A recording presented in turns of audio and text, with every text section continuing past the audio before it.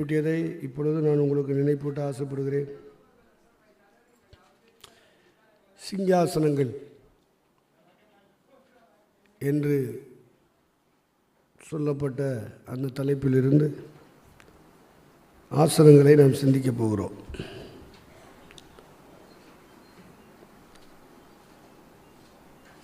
ஏழு ஆசனங்கள். வேதாகமத்திலே பல்வேறு ஆசனங்கள் சொல்லப்பட்டிருந்தாலும் இன்றைக்கு நாம் 7 ஆசனங்களை பற்றி சிந்திக்கப் போகிறோம். முதல் ஆசனம்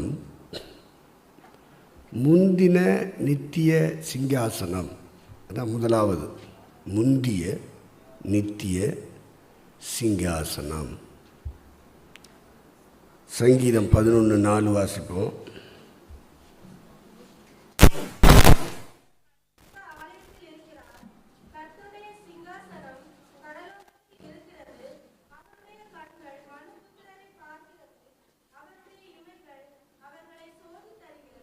நாற்பத்தி 5வது சங்கீதம் 6வது வசனம் வாசிப்போம்.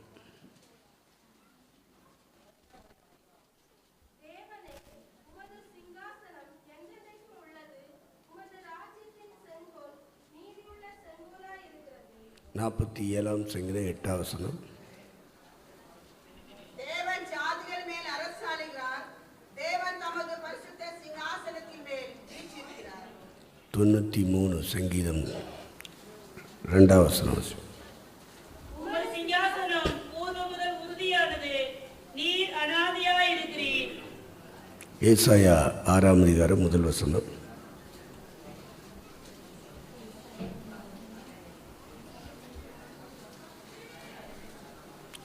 ராஜா மரணமடைந்த வருஷத்தில் ஆண்டவர் உயரமும் உன்னதமான சிங்காசனத்தின் மேல் வீற்றிருக்க கண்டேன். அவருடைய வஸ்திர தொங்கலால் தேவாலயம் நிறைந்திருந்தது. எபிரேயர் 8ஆம் அதிகாரம் 1 வசனம். மேற்சொல்லியவைகளில் முக்கியமான பொருள் என்னவெனில், பரலோகத்தில் உள்ள மகத்துவ ஆசனத்தின் வலது பார்சத்திலே உட்கார்ந்திருக்கிறவருமாய். இதுதான் தேவனுடைய முந்தின நித்திய சிங்காசனம் என்று சொல்லுகிறது. அகிலாண்டத்தையும் படைத்த இறைவன், வானங்களை படைத்தவர், பூமியை படைத்தவர், சமுத்திரத்தை படைத்தவர், அதில் உள்ள சர்வ சேனைகளையும் படைத்தவர், கோடி கோடி தூதர்களை படைத்தவர், மனுஷனை படைத்தவர், மனுஷியை படைத்தவர், பரலோகத்தை தமக்கு இருப்பிடமாக தெரிந்து கொண்டு அதிலே ஒரு சிம்மாசனம் விட்டு அதிலே அமர்ந்தார். அதைத்தான் முந்தின நித்திய சிங்காசனம் அல்லது எபிரேய நிருப ஆக்கியோன் சொன்னபடி மகத்துவ ஆசனம் என்று ஒரு ஆசனத்தை பற்றி நம்முடைய வேதம் நமக்கு கற்றுத்தருகிறது. இதுதான் முதலாவது ஆசனம். நம்முடைய வேதாகம் நமக்கு கற்றுத்தருகிற ஒரு விஷயமாக இருக்கிறது. தேவன் சிங்காசனத்தில் இருக்கிறார். அந்த சிங்காசனம் பரலோகத்தில் இருக்கிறது. இந்த பூமியிலே எந்த தேவாலயத்திலேயோ மசூதிகளிலேயோ கோவில்களிலேயோ இறைவன் வாசமாக இருப்பது இல்லை. அதை நம்முடைய ஆவிக்குரிய மூத்த பிதாக்கள் அப்படி சொன்னார்கள். கைகளினால் கட்டப்பட்ட ஆலயத்தில் தேவன். அப்போ மனுஷன் எங்கே ஆலயம் கட்டினாலும் கடவுள் அங்கே வந்து இருக்கணும் அப்படின்னு என்ன செய்தாலும் அங்கே இறைவன் வாசமாக இருப்பது இல்லை. சாலமோன் பெரிய தேவாலயத்தை கட்டினான். கட்டி முடிச்சுட்டு ஒரு ஜெபம் பண்ணான். தேவனே, உம்முடைய ஜனங்கள் இந்த ஸ்தலத்தில் வந்து ஜெபிக்கும் பொழுது, விண்ணப்பிக்கும் பொழுது நீர் அவர்களுக்கு செவி கொடுக்க வேண்டும். இந்த ஸ்தலத்தை விட்டு 4 திசைகளிலே பிழைப்புக்காக, தொழிலுக்காக, வியாபாரத்துக்காக அவர்கள் போய்விட்டால் அல்லது எதிரிகள் சிதறடித்து விட்டால் அவர்கள் இந்த எல்லையை நோக்கி மன்றாடி ஜெபிப்பார்களானால் நீர் அதற்கு செவி கொடுக்க வேண்டும், உம்முடைய கண்கள் அதை கவனிக்க வேண்டும் என்று சொல்லி ஒரு ஜெபத்தை சாலமோன் ஏறெடுத்தான். அப்படி ஏறெடுத்து விட்டு சொல்ற, நான் கட்டின இந்த ஆலயம் உமக்கு எம்மாத்திரம், வானம் உமக்கு சிங்காசனம், பூமி உமக்கு பாதபடி. இவ்வளோ பெரிய மகிமை உள்ள தெய்வத்துக்கு, ஒருவரும் சேரக்கூடாத ஒளியில் வாசம் பண்ணுகிறவருக்கு, மனுஷரில் ஒருவரும் கண்டிராதவரும் காணக்கூடாதவருமாய் இருக்கிற அந்த இறைவனுக்கு, தெய்வத்துக்கு, இந்த பூமியிலே பாவியாய் பிறந்த மனுஷன் என்னத்தை கட்டிடுவான்? தங்கத்தினாலேயும் வெள்ளினாலேயும் அலங்கரித்த ஒரு ஆலயத்தை கட்டின சாலமோன் சொல்கிறான், நான் கட்டின ஆலயம் எம்மாத்திரம். அது ஜனங்கள் வெயிலுக்கு பனிக்கு ஒதுங்குவதற்காக கட்டுகிற ஒரு கட்டுமானம். அது இறைவன் அதில் வாசமாக இருப்பதில்லை. அவர் பெரிய தேவன். அவர் இருக்க வேண்டுமானால் பரலோகத்தில் தான் இருக்க முடியும். அதான் பரிசுத்த ஸ்தலம். அல்லேலூயா. இங்கே பாவங்கள் பெருகி இருக்கிறது, துரோகங்கள் பெருகி இருக்கிறது, லஞ்சங்கள் பெருகி இருக்கிறது, ஊழல்கள் பெருகி இருக்கிறது. எல்லா மனிதனும் பாவத்தில் பிறந்தவர்கள். பக்தன் தாவீது அப்படி சொன்னான், என் தாய் பாவத்தில் கற்பம் தரித்தாள், நான் துர்க்குணத்தில் உருவாக்கப்பட்டேன். உலகத்தில் பிறந்த எல்லா மனிதரும், ஆதாம் ஏவாளின் வழிவந்த அத்தனை மானிட ஜென்மங்களும் பாவிகள், இறைவனுக்கு விரோதமான துரோகிகள், இறைவனை வேதனைப்படுத்தும் காரியங்களை ஆசைப்படுகிறவர்கள், இச்சிக்கிறவர்கள். ஆகவே இந்த பூமியை மனிதனுக்கு தந்துவிட்டு பரலோகத்தை தமக்கு இருப்பிடமாக மாற்றிக்கொண்டார். அதனால்தான் நம்முடைய தேவன் பரலோகத்தில் இருக்கிறார் என்று வேதம் சொல்கிறது.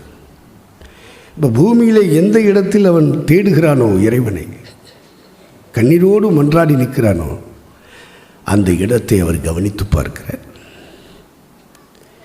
தம்மை பற்றும் உத்தமைய இருதயத்தோடு இருக்கிறவர்களுக்கு தம்முடைய வல்லமையை விளங்க பண்ணும்படி கர்த்தருடைய கண்கள் பூமி எங்கும் உலாவிக் கொண்டிருக்கிறது. அதில் நீதிமான்கள் மேல் அவருடைய கண்கள் இன்னும் விசேஷமாக வைக்கப்பட்டிருக்கிறது. அவரை பற்றும் ஒரு உத்தம இதயத்தோடு எந்த இடத்தில் தேடினாலும் அந்த இடத்தில் அவருடைய பிரசன்னம் இறங்கி வருகிறது, அவருடைய பார்வை கவனம் இறங்கி வருகிறது. அவ்வளோ பெரிய தெய்வம் தாம் அமர்ந்திருப்பதற்கு பரலோகத்தை தெரிந்து கொண்டு அங்கே ஒரு சிங்காசனம் பெற்று உட்கார்ந்து அங்கே இருந்து கொண்டு வானத்தையும் பூமியையும் சமுத்திரத்தையும் அதில் உள்ள யாவையையும் அவர் செயல்படுத்தி கொண்டிருக்கிறார். அவர் இருக்கிற அந்த ஆசனத்துக்கு பேர் தான் முந்தின நித்திய சிங்காசனம், அல்லது எபிரேய நிர்வாகிக்கும் சொல்லுவது போல அது மகத்துவ ஆசனம். கர்த்தருக்கு மகிமை உண்டாட்டும். இரண்டாவது ஒரு ஆசனம்,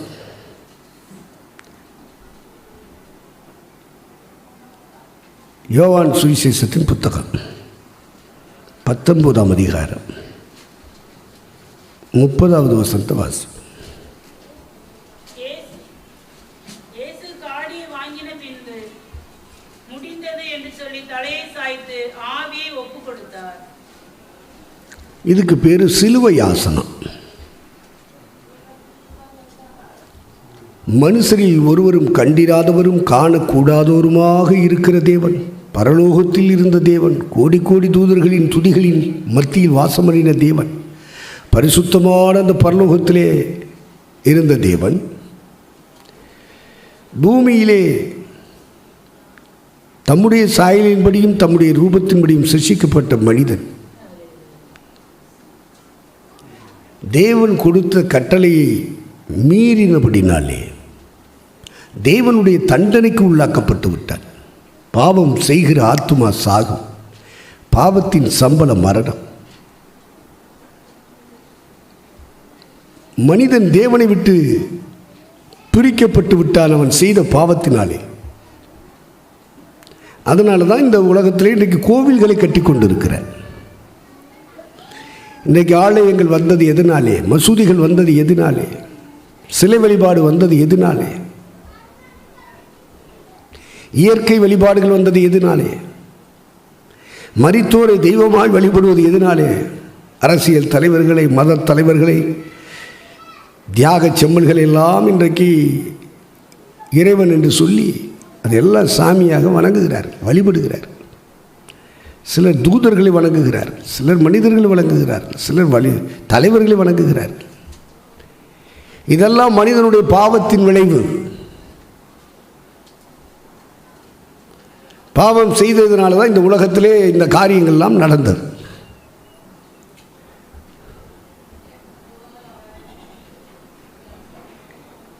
இறைவன் பார்த்தார், தம்முடைய தண்டனையை மனிதனுக்கு கொடுத்தோமானால் எல்லா மனிதனுமே தண்டிக்கப்பட்டு நரகம் போய் விடுவான், பாதாளம் போய் விடுவான். நீதிமான் ஒருவனும் இல்லை, நன்மை செய்கிறவன் ஒருவனும் இல்லை.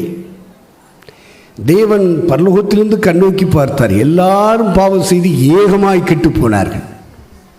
நன்மை செய்கிறவன் ஒருவனும் இல்லை, நீதிமான் ஒருவனும் இல்லை, எல்லாரும் பாவிகள்.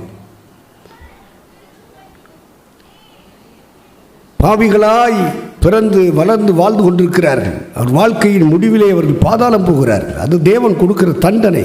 மனிதன் செய்கிற பாவத்துக்கு தேவன் கொடுக்கிற தண்டனை. அதைத்தான் பாவத்தின் சம்பளம் மரணம். சரீரத்தில் மரிப்பதை சொல்லவில்லை. மனிதனுக்குள் இருக்கிற தேவ சாயலின்படி, தேவ ரூபத்தின்படி சிருஷ்டிக்கப்பட்ட அந்த ஆன்மா, உள்ளான மனிதன் இறைவனை விட்டு நித்திய காலமாய் பிரிக்கப்படுவதற்கு பேர் தான் மரணம் என்று நம்முடைய வேதம் நமக்கு சொல்லித் தருகிறது. அந்த மரணத்துக்கு பேர் நித்திய மரணம். இந்த உலகத்தில் எல்லாரும் மரிப்பார்கள், நீதிமான்களும் மரிப்பார்கள், பாவிகளும் மரிப்பார்கள். அந்த மரணத்துக்கு பேர் சரீர மரணம். ஆன்மீக மரணம் என்று சொல்லும் பொழுது நித்தியமாக இறைவனை விட்டே பிரிந்து போவதற்கு பேர் தான் ஆவியின் மரணம், உள்ளான மனிதனுடைய மரணம் என்று சொல்கிறது. அதான் பாதாளம் போகிறாங்க, நரகம் போகிறாங்க, அக்னி கடல் போகிறாங்கன்னு நம்ம எல்லாம் சொல்கிறோம். அவ்விதமாக தேவனுடைய தண்டனை தீர்ப்பு ஆதாம் முதல் இந்த உலகத்திலே பிறந்த எல்லா மனுஷர்கள் மேலும் அந்த தீர்ப்பு வழங்கப்பட்டது. குமாரனை உடையவன் தான் ஜீவனை பெற முடியும். குமாரனை உடையவன் ஜீவனை உடையவன். குமாரன் இல்லாதவன் அவன் மேல் தேவனுடைய கோபம் நிலை நிற்கும். இப்போ இறைவனுடைய கோபம் நிலை நிற்கிறது. மனுஷனை ஏன் பிறந்த? உங்கள் அப்பன் ஆதாம் பாவம் செஞ்சிட்டான், நீ பாவம் செய்யலன்னு சொல்லலாம். உங்கள் அப்பா மட்டும் சொத்துக்கு உனக்கு பங்கு இருக்கா இல்லையா? வேண்டாம் நான் சொல்லிடுவேன். அது மாதிரி அவன் பாவத்தின் சம்பளத்தை சம்பாதித்து வச்சிருக்கான், இறைவனுடைய கோபத்தை சம்பாதிச்சு வச்சிருக்கான். அதனால நீ இந்த பூமியில் பாவம் செய்யலையோ பாவம் செய்யலையோ, நீ பிறந்தது பாவம். அந்த வம்சா வழியில் மனுஷனாய் நீ பிறந்து வளர்வது பாவம் என்று வேதம் சொல்லுது. இவ்விதமான தேவ கோபத்தில் இருந்து, பாவ தண்டனையில் இருந்து அவனை விடுதலை செய்யாவிட்டால் அவன் இந்த உலக வாழ்க்கையை முடித்து நரகாக்கினிக்குள்ளே போய்விடுவான். அதற்கு தப்புவதற்கு ஒரு வழி செய்ய வேண்டும் என்று சொல்லி படைத்த தெய்வமே, அகிலாண்டத்தையும் படைத்த இறைவனே ஒரு திட்டம் செய்து அந்த திட்டத்தின்படி மனித குலம் தப்புவிக்கப்படுவதற்காக அந்த இரண்டாம் மரணமாகிய அக்னியும் கந்தகும் இருக்கிற கடலிலே பங்கடையாதபடி அந்த மரண தண்டனைக்கு, அந்த தேவகோபத்துக்கு தப்பும்படியான ஒரு போக்காக, ஒரு ரெமெடி, ஒரு நிவாரணமாக தம்முடைய ஒரே பேரான குமாரனை இந்த பூமிக்கு அனுப்பினார். தேவன் மாம்சத்திலே வெளிப்பட்டார். தம்முடைய சாயலின்படியும் தம்முடைய ரூபத்தின்படியும் சிருஷ்டிக்கப்பட்ட மனித சமுதாயம் பாவம் செய்து நரகத்தை நோக்கி ஓடிக்கொண்டிருக்கிறபடினாலே, பாதாளத்தை நோக்கி அவர்கள் பயணித்துக் கொண்டிருக்கிறபடினாலே அவர்களை அதிலிருந்து தடுத்து அவர்களை திருப்பி தேவ தண்டனையிலிருந்து விடுதலையாக்கி தம்மோடு நித்தியமாய் வாழத்தக்கதாக, தம்முடைய ராஜ்யம் வரத்தக்கதாக ஒரு பரிகாரத்தை உண்டு பண்ணும்படி காணக்கூடாத அந்த இறைவன் மனிதன் காணும்படியாக இந்த பூமியிலே இறங்கி வந்தார், மனுஷனாய் இறங்கி வந்தார். அவர் இறங்கி வந்த பொழுது அவர் கொடுக்கப்பட்ட நாமம் இயேசு கிறிஸ்து. தம்முடைய ஜனங்களின் பாவங்களை நீக்கி ரட்சிக்கிறவர். ரட்சிக்கப்பட்ட ஜனத்தை பரிசுத்தமாய் வாழ வைத்து பரலோகம் கொண்டு போய் சேர்ப்பதற்காக அபிஷேகம் பண்ணுவதற்காக அபிஷேகம் பண்ணப்பட்டவர். அதுதான் கிறிஸ்து. கிறிஸ்து என்றால் அபிஷேகம் பண்ணுவதற்காக அபிஷேகம் பண்ணப்பட்டவர், அந்த வேலையை செய்வதற்காக அபிஷேகம் பண்ணப்பட்டவர். கிரேக்க வார்த்தையிலே கிறிஸ்து, எபிரேய வார்த்தையிலே மேசியா, தமிழ் வார்த்தையிலே அபிஷேகம் பண்ணுவதற்காக அபிஷேகம் பண்ணப்பட்டவர். இயேசு என்றால் பாவங்களை மன்னித்து பாவங்களை நீக்கி தம்முடைய ரத்தம் கொண்டு கழுவி பரிசுத்தப்படுத்துகிறவர். அந்த வேலை செய்வதற்காகத்தான் இயேசு என்ற பெயர் அவருக்கு தரப்பட்டது, அந்த நாமம் தரப்பட்டது.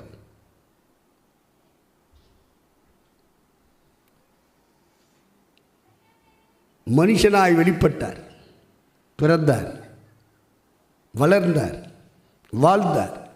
மனித சமுதாயத்துக்கு நன்மை செய்கிறவராய் சுற்றித் திரிந்தார். பிசாசினால் அகப்பட்ட யாவரையும் விடுதலையாக்குகிறவராய் சுற்றித் திரிந்தார். தேவனுடைய ராஜ்யம் சமீபமாக இருக்கிறது, மனம் திரும்புகள் என்று சுவிசேஷத்தை பிரசங்கித்துக் கொண்டு வந்தார். குருடர்களுக்கு பார்வை கொடுத்தார், செவிடர்களை கேட்க பண்ணினார், ஊமையர்களை பேச பண்ணினார், சப்பானிகளை நடக்க பண்ணினார். சமாதானம் இல்லாமல் அலைந்து கொண்டவர்களுக்கு சமாதானம் தந்தார். நோயிலும் வியாதியிலும் சிக்கி தவிப்பவர்களுக்கு தெய்வீக சுகத்தை அவர் கொடுத்தார். ஊனமுற்றவர்களுக்கு நல்ல சுகத்தை கொடுத்தார். நன்மை செய்கிறவராய் சுற்றி திரிந்தார். அப்பொழுது ஒருவன் ஓடோடி வருகிறான், ஆண்டவரே, நீர் எங்கே போனாலும் நான் உம்மை பின்பற்றுவேன் அப்படின்னு ஒருத்தன் ஓடியாந்தான். உமக்கு தொண்டு செய்வேன் சாமி அப்படின்னு. அப்போ எல்லாருடைய இருதயங்களை அறிகிறவர் ஆண்டவர் இயேசு. அவன் என்ன நோக்கத்தில் நம்ம பின்பற்றேன்னு சொல்கிறேன் அப்படின்றது அவருக்கு புரிஞ்சு போச்சு. உடனே ஒரு தட்டாலடி ஒரு பதில் கொடுத்தார். நரிகளுக்கு குழிகளும் ஆகாயத்து பறவைகளுக்கு கூடுகளும் உண்டு, இந்த மனுஷகுமாரனுக்கு தலை சாய்க்க இடமில்லை. அதோடு அவன் தெரிச்சு ஓடிட்டான். சே, இவரை ஃபாலோ பண்ணால் அது கிடைக்கும் இது கிடைக்கும்னு சொல்லி வந்தால் இவர் படுக்கக்கூட இடமில்லைன்னு சொல்கிறாரு. அதோடு போயிட்டான். அப்போ அவன் இயேசுவை பின்பற்றும்படியாக வந்த நோக்கம் என்ன? அதுக்கு தான் அவர் அந்த பதில் கொடுத்தார். இந்த உலகத்தில் அவரை வச்சு ஏதாவது சம்பாதிக்க முடியாதா, பிழைக்க முடியாதா? இந்த ஈன புத்தியில் சில பேர் வர்றான், அவங்களுக்கு பதில் இப்படித்தான் ஆண்டவர் இயேசு கொடுப்பார். மனுஷகுமாரனுக்கு தலை சாய்க்க இடமில்லை.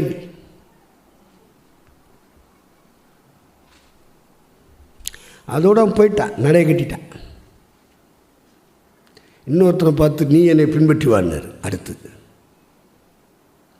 அவன் சொன்னான், எங்கள் அப்பா அடக்கம் பண்ணிட்டு அப்புறம் நான் வரேன்.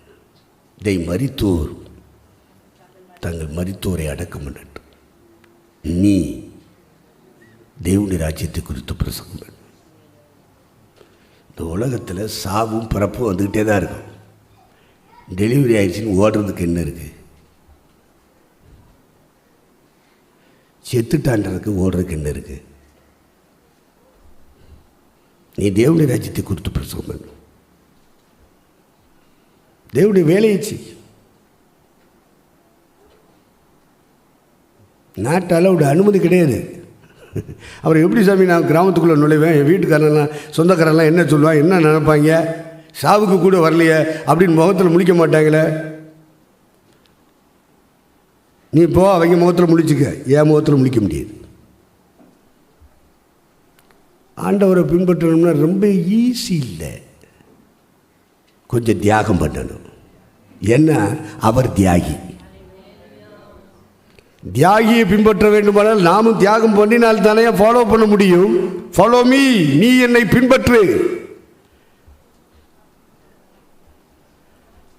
அவருக்கு என்னெல்லாம் வேண்டாம்னு நினைக்கிறாரோ அதெல்லாம் உனக்கு வேண்டாம், எனக்கு வேண்டாம். அப்போ தான் அவரை ஃபாலோ பண்ண முடியும். அவன் தான் மெய் கிறிஸ்தவன்.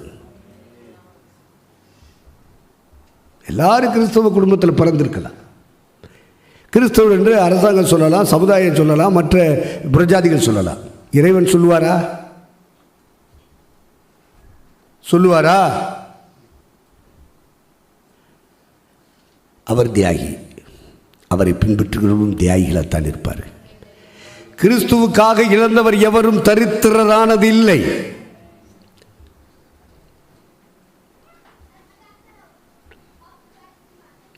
அதனால் சொன்னார், நரிகளுக்கு குழிகள் இருக்கப்பா, அது கூட மலைக்கு வெயிலுக்கு ஒதுங்கிறதுக்கு ஒரு குழி தோண்டி உள்ளே உட்காந்துக்கிறோம். ஆகாயத்தில் தலைக்கு மேலே பறக்கிறதே பறவைகள், பட்சிகள், அது கூட மலைக்கு ஒதுங்க, வெயிலுக்கு ஒதுங்க, பனிக்கு ஒதுங்கிறதுக்கு ஒரு கூடு கட்டிக்கிறோம். இந்த பூமியிலே மனுஷகுமாரனுக்கு தலை சாய்க்க இடமில்லை.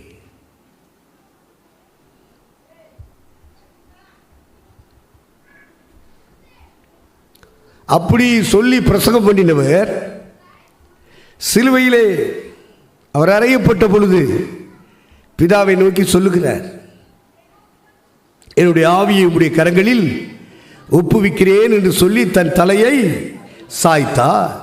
அதான் சிலுவை ஆசனம்.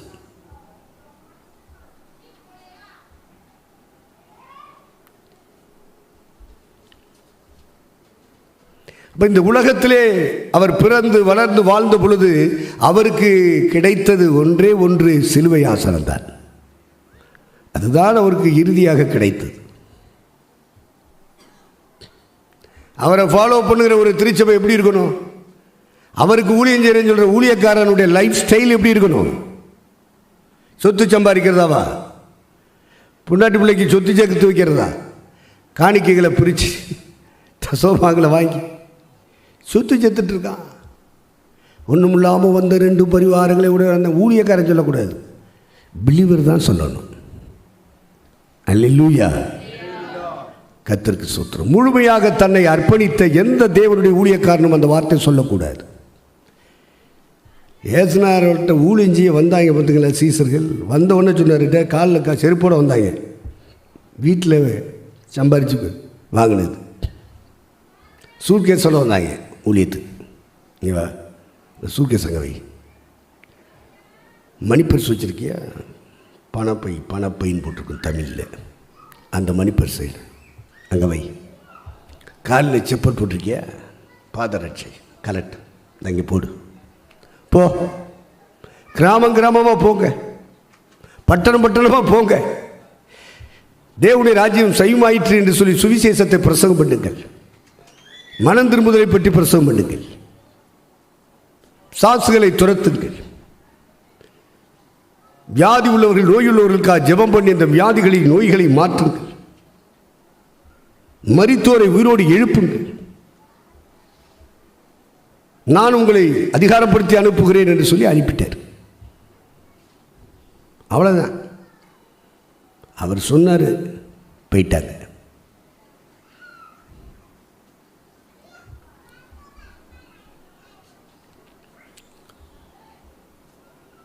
எத்தனை நாட்கள் அப்படி இருந்தாங்கன்னு தெரியாது.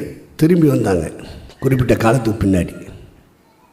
ஆண்டவர் கூப்பிட்டாரு, வாங்க. 2 பேராக போனாங்க. 70 பேர் போனாங்க. ஒருத்தர் 2 பேர் இல்லை, 70 பேர் 2 பேராக அனுப்பினார். அப்போது ஆண்டவர் கேட்டார் அவங்க கூப்பிட்டு, ஏப்பா ஒன்றும் இல்லாமல் இருந்ததையும் புடிங்கிட்டு அனுப்புனே, ஏதாவது குறைவாக இருந்துச்சாப்பா? உடனே அடிச்சா அம்புட்டு போயிடும். ஒன்றும் குறைவாக இல்லை, எங்களுக்கு என்னெல்லாம் தேவையோ அவ்வளவு கிடைச்சிருச்சு சாமி அப்படின்னாங்க. அதுதான் விசுவாசம். வெளிநாட்டு பணம் அல்ல, ஸ்தாபன உதவிகள் அல்ல, தலைவர்கிட்ட பெறுகிற உதவிகளும் அல்ல, போய் வீடு வீடா பிச்சை எடுக்கிறது இல்லை, கடை வாங்கிறது இல்லை. இயேசு கிறிஸ்துவின் அதிகாரத்தினாலே அனுப்பப்பட்ட ஒரு தேவனுடைய ஊழியக்காரன், தேவகிருபை பெற்றவன், தெய்வீக வல்லமை பெற்றவன்.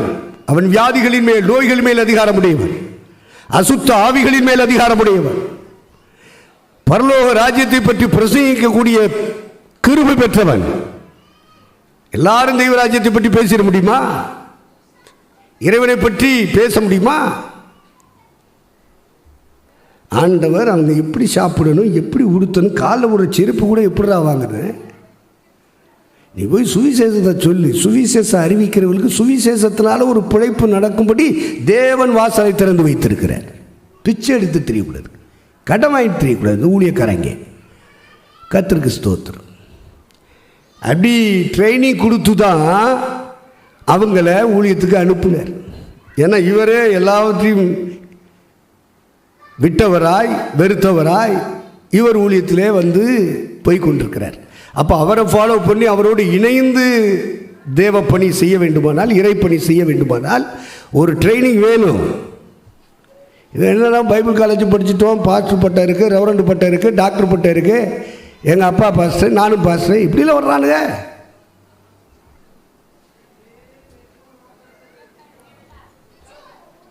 குவாலிஃபிகேஷன் இல்லையே, குவாலிஃபைடாக கிடையாது.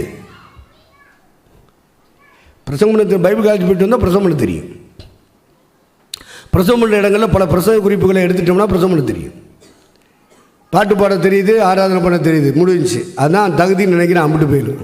இல்லை, ஒன்றும் இல்லாமல் ஓட்டாண்டியாக புறப்பட்டு போகணும்.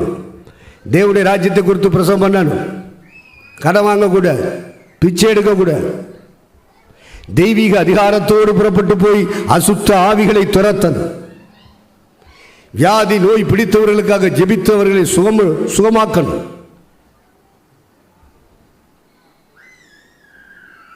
இந்த பூமியிலே அவர்களுக்கு சிலுவை ஆசனம்தான். ஒருவன் என்னை பின்பற்றி வர விரும்பினால் அவன் தன் சிலுவையை எடுத்துக்கொண்டு என்னை பின்பற்றி வர கடவுள். யார் ஊழியக்காரன்? பிரசவம் பண்றவெல்லாம் ஊழியக்காரனா? நல்லா பாட்டு பாடி அலையிலுயா அலையிலையான்னு சொல்லிட்டான்னா அவெல்லாம் ஊழியக்காரனா? இது மக்கள் அந்த இடத்தை கொடுக்கிறார்கள் அவர்களுக்கு. இறைவன் கொடுப்பதே கிடையாது. இறைவன் இந்த தகுதிக்கு தன்னை அர்ப்பணித்தவனை தான் தேவன் அந்த ஊழியக்காரங்கிற தகுதிக்கு ஆண்டவர் கொடுப்பார். எனக்கு சீசனாக இருக்கணும்னா அப்படி தாண்டா இருக்கணும் அப்படின்ட்டு. சம்பாதிக்கிற புத்தியில் வர்றவன் வீடு சம்பாதிக்கலாம், சொத்து சம்பாதிக்கலாம், பணம் சம்பாதிக்கலாம், பேரு புகழ் சம்பாதிக்கலாம். பெரிய ஊழியக்காரன், பெரிய பாஸ்டர், தலைவருங்கிற பேர் வாங்கலாம் அப்படின்ட்டு வர்றாங்க புத்தியில. இவங்கெல்லாம் தகுதி இல்லாத ஊழியக்காரங்க. இயேசு கிறிஸ்துவை பின்பற்றுகிறவன் இயேசு கிறிஸ்துவை போல தன் வாழ்க்கையை அர்ப்பணித்தவனாக இருப்பார். தலை சாய்க்க இடமில்லை. 9 வரம் பெற்றவர். எவ்வளவு மக்கள் கூடி வந்தாங்க? பல்லாயிரங்களாக வந்தாங்க. எவ்வளவு காணிக்க வந்திருக்கணும்? ஒரு ட்ரெஸ்ஸர் போட்டிருந்தார், பேர் யூதாஸ். ஒரு பொருளாளரை நியமிக்கணும்னா எவ்வளவு பைசா வந்திருக்கணும்? மற்றவங்க பொருளாளரை நியமித்தா பைசா நிறைய வந்தால் அவர் நியமிப்பாங்க. இவர் ஏன் நியமிச்சார்? பைசா நிறையா வருதோ வரலையோ, எதை செஞ்சாலும் கணக்கு வழக்கோடு செய்யணும். அதை சீசர்கள் கற்றுக்கொள்ளணும். அதுக்கு தான் ட்ரெஸரர் ரெக்கார்ட் பண்ணணும். ஆற்றுல போட்டாலும் செட்டி அளந்து போடுவான். ரெக்கார்டு இருக்க. அதையும் களை வாங்குறான திருட்டு பையன். ஊழியத்தில் வந்து உட்காந்துக்கிட்டு களவாணி பையன். ஐயா நல்லா தான் பேசுகிறாரு, திடீர்னு களவாணி பையன்னு திட்டுறாரு. வேற வழி இல்லையே, தோத்துரும். அல்லேலூயா, தேவனுக்கு மகிமை உண்டாகட்டும். அதையும் திருடுறாங்க. ஏசு நேரம் கூட வச்சுக்கிட்டே திருடுறாங்க, களை வாங்குறாங்க. ஏன்னா அவர் கண்டுக்கிற மாட்டார். எப்போ கண்டுக்கிறாருமா? ஒரு குறிப்பிட்ட காலம் அனுமதிச்சுட்டு அப்புறம் பிடிப்பார் கொதவலைய. அப்போ தெரியும். ஒரு சின்ன விக்கல் வர்ற மாதிரி வர அப்படியே விக்கிட்டு சேர்த்துக்குவேன்.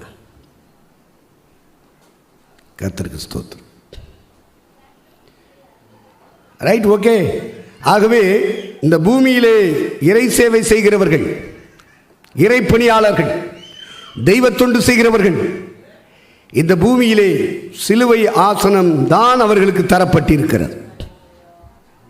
பெரிய சோபா செட்டுகள் இல்லை, பெரிய பங்களா இல்லை. எம்பெருமான் இயேசு 9 வரம் பெற்றவர். அவர் நடந்தாலும் நின்றாலும் பேசினாலும் பார்த்தாலும் மிராக்கிள் மிராக்கிள் மிராக்கிள் எல்லா அற்புதங்களாகத்தான் கொட்டியது. தலை சாய்க்க இடமில்லைன்னு சொன்னார். அவர் தலை சாய்த்த ஆசனம் சிலுவை ஆசனம். எபிரேயருக்கு 3வது ஆசனம், எபிரேயர் 4:16.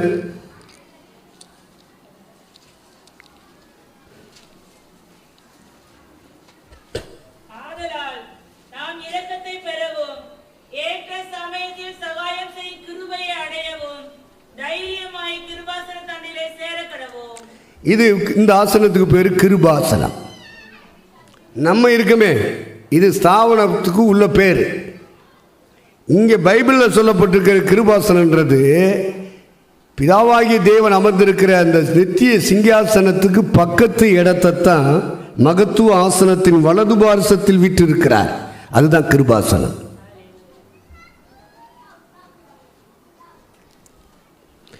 இந்த கிருபாசனத்துக்கு சிலுவையிலே மனித சமுதாயத்திற்காக தியாக பலியானவர்,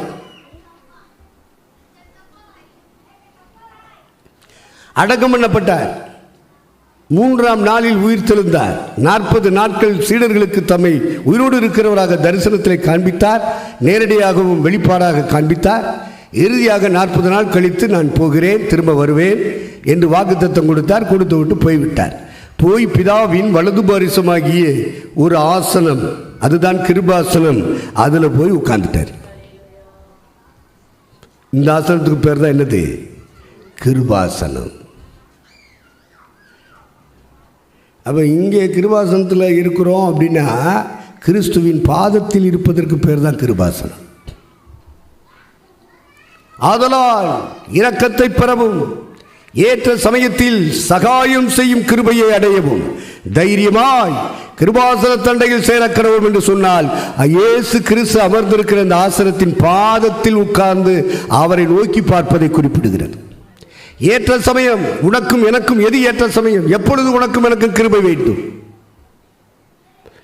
எப்பொழுது இறைவனுடைய அடுக்கிற நமக்கு வேண்டும்? குடும்பத்தில் சண்டை, பிரச்சனை, வாக்குவாதம், தர்க்கம், சமாதானம் இல்லை, சந்தோஷமாய் ஒருவர் முகத்தை ஒருவர் பார்க்க முடியவில்லை, சபைக்குள்ளே, விசுவாச பிள்ளைகளுக்குள்ளே, ஊழியர்களிலே, ஊழியர்களுக்குள்ளே சமாதானம் இல்லை, உறவாட முடியவில்லை, தர்க்கங்களும் வாக்குவாதங்களும். உன்னை நான் பெரிய, உன்னை அவனு சின்னால் இல்லை என்ற வாக்குவாதங்களும் தர்க்கங்களும் பெருமையின் ஆவி.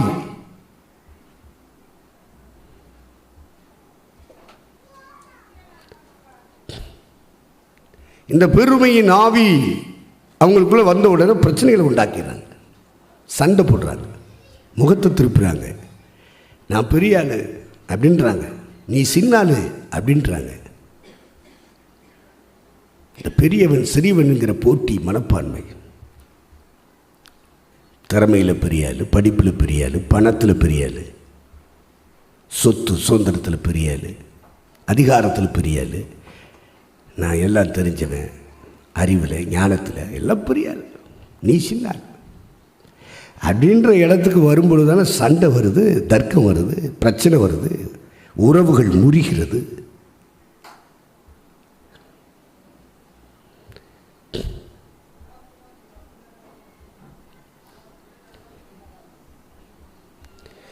இந்த பிரச்சனைகளுக்குள்ளே சிக்கி தவிக்கும் பொழுது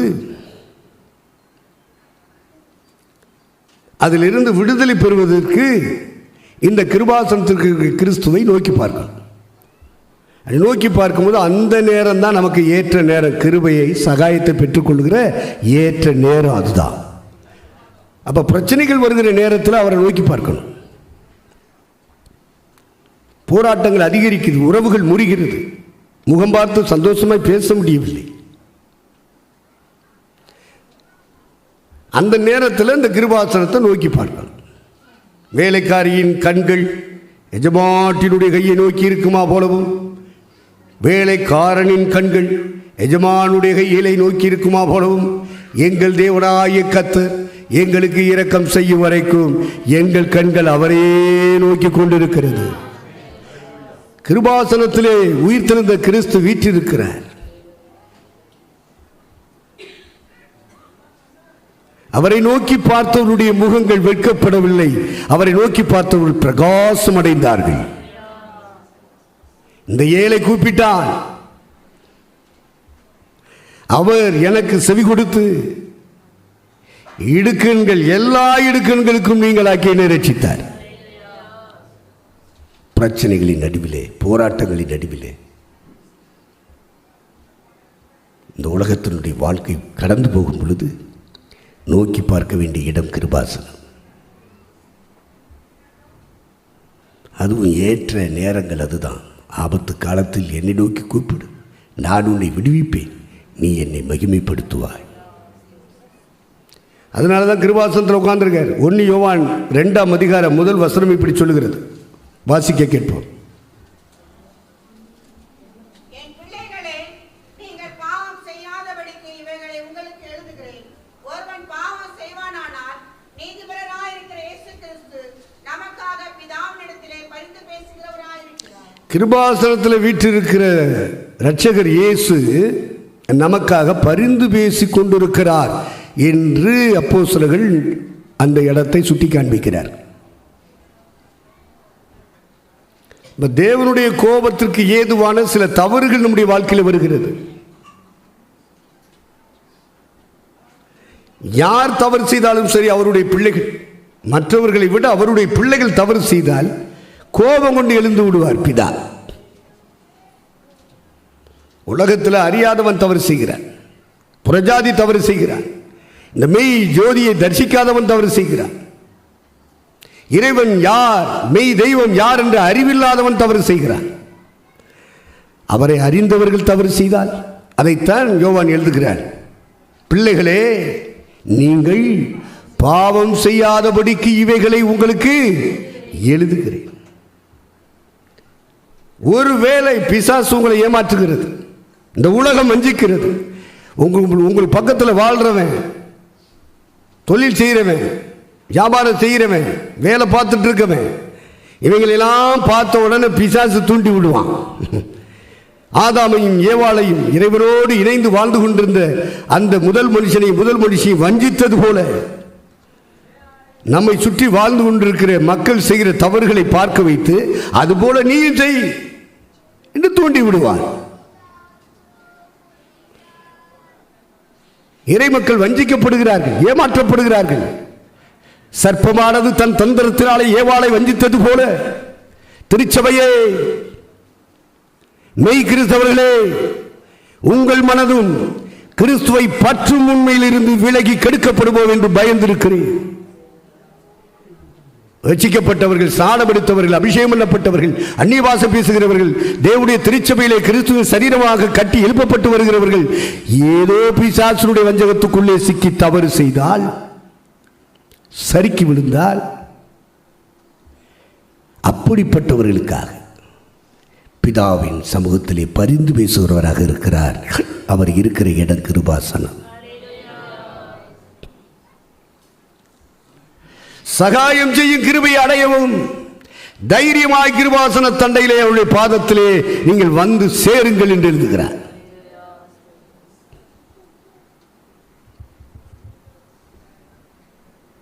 அப்ப தவறு செய்தவர்கள், பிழைப்பட்டவர்கள், குற்றம் செய்தவர்கள் மனப்பூர்வமாக யார் செய்ய மாட்டாங்க. பிசாசு ஏமாற்றுவான். ஏவாளையும் ஆதாமையும் வஞ்சித்தது போல இறை மக்களையும் பிசாசு வஞ்சிக்கிறான், ஏமாற்றுகிறான். கண்களின் இச்சை, மாம்சத்தின் இச்சை, ஜீவனத்தின் பெருமை, இவைகளுக்குள்ளே இறை மக்களை தள்ளி விடுகிறான், ஆசை காட்டுகிறான், மோசம் போக்குகிறான். நீங்கள் தேவர்களைப் போல் இருப்பீர்கள், அதை புசியுங்கள். சீக்கிரத்தில் நீங்கள் கோடீஸ்வரன் ஆயிடலாம், பணக்காரன் ஆயிடலாம், பெரியார் ஆயிடலாம். அப்படி ஆனால் தான் இந்த உலகம் மதிக்கும். உன்னை இப்படிலாம் சொல்லி கொடுப்பான். சொல்கிறவன் பிசாசு. அப்படி சொன்ன உடனே இறை மக்கள் ஏமாந்து போகிறாங்க. சர்ப்பமானது தன் தந்திரத்தினாலே ஏவாளை வஞ்சித்தது போல இறை மக்களை, திருச்சபை மக்களை, தேவ ஊழியர்களை பிசாசு வஞ்சித்து கொண்டிருக்கிறார். அப்படி வஞ்சிக்கப்பட்டு வலிக்கு விழுந்தாச்சு, சறுக்கி விழுந்தாச்சு. ஐயோ, நான் இப்படி தீமை செய்து விட்டேன், பாவியாகி விட்டேன் என்று கதறி இந்த கிருபாசனத்துக்கு நேராக கண்களை ஏறெடுத்து கண்ணீர் சிந்தும் பொழுது அவனுக்காக பிதாவின் வலது பாசத்தில் வீற்றிருக்கிறவர் பரிந்து பேசிக் கொண்டிருக்கிறார். சாத்தான் இந்த தவறுகளை சுட்டி காண்பித்து, நாம் செய்த குற்றங்களை சுட்டி காண்பித்து, இவன் யோக்கியன் அல்ல, இவன் பரிசுத்தவான் அல்ல, இவன் பாவி, இவன் அந்தரங்கத்தில் என்னென்ன பாவங்களை செஞ்சிருக்கான் எனக்கு தெரியும், இவன் தான் தூண்டி விட்டது. அங்க போய் இவன் அப்படி செஞ்சா இப்படி செய்வான்னு சகோதரர் பேரில் இரவு பகல் குற்றச்சாட்டி கொண்டிருக்கிறான். அப்படிப்பட்ட குற்றச்சாட்டுகளை எல்லாம் தூள் தூளாக்கும் நமக்காக பரிந்து பேசுகிற வழக்கறிஞராக நிற்கிறவர் நம்முடைய கர்த்தராகிய இயேசு கிறிஸ்து. அவனுடைய குற்றச்சாட்டுகளை இறைவனுடைய சன்னிதானத்தில் பிதாவின் சமூகத்தில் அவன் குற்றச்சாட்டை தான் செய்வான். நம்முடைய தவறுகளை எடுத்து காண்பிப்பான், ரூபகாரப்படுத்தி பேசுவான். அப்படி பேசும் பொழுது அவனுக்காக பிதாவின் வலது பாரிசத்திலே வழக்காடும் ஒரு வழக்கறிஞராக நீதிபரராயிருக்கிற நம்முடைய இயேசு கிறிஸ்து அவனுக்காக பரிந்து பேசுகிறவராயிருக்கிறார், வாதாடுகிறவராயிருக்கிறார், போராடுகிறவராக இருக்கிறார். அவனுக்காக போராடி பிதாவின் சமூகத்தில் இரக்கத்தை பெற்று அனுப்புகிறார், சகாயத்தை பெற்று அனுப்புகிறார். ஆகவே அவர் கிருபாசனத்தில் வைத்திருக்கிறார். தேவனுக்கு மகிமை உண்டாகட்டும். 4வது ஆசனம் 2 கொரிந்தியர் 5ஆம் அதிகாரம் 10ஆம் வசனம் வாசிப்பு. ஏனென்றால் சரீரத்தில் அவனவன் செய்த நன்மைக்காவது தீமைக்காவது தக்க பலனை அடையும்படிக்கு நாம் எல்லாரும் கிறிஸ்துவின் நியாயாசனத்திற்கு முன்பாக வெளிப்பட வேண்டும். இதுக்கு பேரு நியாயாசனம் என்று அந்த வசனம் குறிப்பிடுகிறது. இந்த நியாயாசனம் என்று சொல்லுகிறது நியாயம் தீர்ப்பை வழங்குகிற ஆசனம் அல்ல. அதை கிரேக்க பாஷையிலே கிரேக்க வார்த்தையிலே பீமா என்று சொல்லப்பட்டிருக்கிறது என்று வேத வல்லுநர்கள் சொல்லுகிறார்கள். அப்படின்னா நடுவர் மன்றம் இருக்கு. பட்டிமன்றத்தில் ஒரு நடுவர் இருக்கிறார். கிரிக்கெட் மேட்சில் ரெஃபரியில் ஒரு நடுவர் இருப்பான். இதைத்தான் பீமா என்று சொல்லுகிறது. யார் முதல் பரிசு, யார் செகண்ட், 2வது பரிசு, யாருக்கு 3rd பிரைஸ், 3வது பரிசு என்று பரிசுகள் வழங்குவதற்காக ஒரு மன்றம் அமைத்து அதில் நடுவராக ஒரு சிம்மாசனத்தில் ஒரு இருப்பார். பார்த்தீங்களா? அது போல போடப்பட்ட ஆசனத்துக்கு பேர் தான் நியாயாசனம். இந்த உலகத்திலே இறைமக்கள் இயேசுவின் நாமத்திற்காக எவ்வளவு பாடுகளை அனுபவித்தார்கள், எவ்வளவு வேதனைகளை அனுபவித்தார்கள், எவ்வளவு கஷ்டங்களை அனுபவித்தார்கள். அதற்குரிய ஒரு பரிசை இந்த ஆசனத்தில் அமர்ந்து தம்முடைய பிள்ளைகளுக்கு தரப்போகிறார். ஒரு தாளந்து பெற்றவன், 2 தாளந்து பெற்றவன், 5 தாளந்து பெற்றவன் என்கிற ஓமையை நாம் படித்திருக்கிறோம். இறைவன் என்னென்ன வரங்களை கொடுத்தார், என்னென்ன தாளந்துகளை கொடுத்தார், எத்தனை திறமைகளை கொடுத்தார், அதையெல்லாம் இறைவன் இயேசுவின் நாமத்திற்கும் மகிமைக்காக பயன்படுத்தி இருந்தால் இறைவனுடைய ராஜ்யத்தை கிராமங்கள் தோறும் பட்டணங்கள் தோறும் சுமந்து போய் அந்த அழிந்து கொண்டிருக்கிற ஆன்மாக்களுக்கு அந்த சுவிசேஷத்தை அறிவித்திருந்தால், அந்த ஜனங்களுடைய மீட்புக்காக ரட்சிப்புக்காக உபவாசம் எடுத்திருந்தால், தேசத்தினுடைய மீட்புக்காக தேவ சமூகத்தில் அமர்ந்து கண்ணீர் சிந்தி ஜெபம் பண்ணி கொண்டிருந்தால், இவர்களுக்கெல்லாம் பலன் அளிக்கும்படி கிருபாசனத்திலே வீட்டிருக்கிற கர்த்தர் இந்த ஆசனத்திலே வந்து ஒரு நாள் அமரப் போகிறார். அவன் அவனுடைய கிரியைகளுக்கு தக்க பலன் என்றோடு கூட வருகிறது என்று சொல்லி இருக்கிறார். நீங்கள் கிறிஸ்துவுக்குள் படுகிற பிரயாசம் விருதாவா இராதென்று அறிந்து கர்த்தருக்குள்ளே நீங்கள் ஸ்திரப்பட வேண்டும். கர்த்தருக்காக செய்கிற வேலைகளிலே நீங்கள் சோர்ந்து போகாமல் தொடர்ந்து செய்ய வேண்டும் என்று சொல்லி பரிசுத்த பவுல் நமக்கு எழுதி உணர்த்துகிறார். எல்லாவற்றுக்கும் பலன் உண்டு. எத்தனை பேருக்கு சுவிசேஷம் அறிவித்திருக்கிறோம்? எந்த அளவுக்கு நாம் கர்த்தருடைய வேலை நடக்கும்படியாய், அவருடைய திருச்சபை வளரும்படியாய் எந்த அளவுக்கு நம்முடைய உழைப்பின் பலனை செலவு செய்திருக்கிறோம், எந்த அளவுக்கு ஜெபத்திலே நேரங்களை செலவு செய்து கொண்டிருக்கிறோம். பாடுகளையும் கஷ்டங்களையும் கிறிஸ்துவின் நிமித்தம் சகித்துக் கொண்டிருக்கிறோம். என் நிமித்தம் உங்களை நிந்தித்து பொய்யாய் பலவிதமான தீமையான மொழிகளை உங்கள் பேரில் சொல்வார்களானால் நீங்கள் பாக்கியவான்களாய் இருப்பீர்கள். சந்தோஷப்பட்டு களி கூறுங்கள், பரலோகத்தில் உங்கள் பலன் மிகுதியாயிருக்கும் சொன்னாரே. பலன் வரும் என்று சொன்னாரே. ஆகவே கிறிஸ்துவை ஏற்றுக்கொண்டதினாலே, கிறிஸ்தவனாய் இருப்பதினாலே இந்த உலகத்திலே நமக்கு வரும் பாடுகளையும் கஷ்டங்களையும் வேதனைகளையும் சகித்துக் கொண்டு பொறுத்து கொண்டு போனால் சோதனைகளை சகிக்கிற மனுஷன் பாக்கியவான், அவன் உத்தமன் என்று விளங்கின பின்பு கர்த்தர் வாக்குத்தத்தம் பண்ணின ஜீவ கிரீடத்தை பெறுவான். பலனளிப்பதற்காக போடப்பட்ட ஆசனத்துக்கு பேரு நியாயாசனம். இந்த பூமியிலே படுகிற பிரயாசம் விருதாவாய் போகாது. இயேசுவுக்காக நாம் அள்ளி அள்ளி கொடுப்பது, நம்முடைய உழைத்து உழைத்து கர்த்தருடைய சுவிசேஷம் பரம்புவதற்காக, அவருடைய திருச்சபை சரீரமாகிய சபை வளர்ச்சி அடைவதற்காக. முகாம்கள் வருகிறது, கன்வென்ஷன்கள் வருகிறது, சுவிசேஷ கூட்டங்கள் வருகிறது, கிளை ஊழியங்கள் வருகிறது. இந்த ஊழியத்தின் வளர்ச்சிக்காக நாம் உழைக்கிறோம், ஜெபிக்கிறோம், உபவாசிக்கிறோம், கண்ணீர் வடிக்கிறோம். நம்முடைய உழைப்பின் பலனை நாம் பகிர்ந்து கொடுக்கிறோம். இவைகளுக்கெல்லாம் பலன் தரும்படியாக போடப்படுகிற ஆசனம் தான் நியாயாசனம்.